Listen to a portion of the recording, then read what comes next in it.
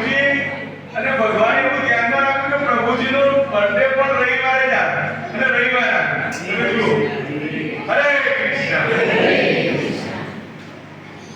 અને આ રવિવારને આપણે સૌ એમની આ જન્મદિવસ ભગવાન શ્રીનાથજીથી લઈ મહાપ્રભુજીથી લઈ અને બધાના આશીર્વાદ એમને એવા મળે કે એમના થ્રુ એમનું જે માધ્યમ છે એમ તો સીડી કહેવાય સાહેબ. સીડી જો તમે અહીં આવવા માટેની સીડી, તો એ સીડી એવી મજબૂત રહે કે ભક્તો દિવસે દિવસે ભગવાન પ્રત્યે આકર્ષિત થાય.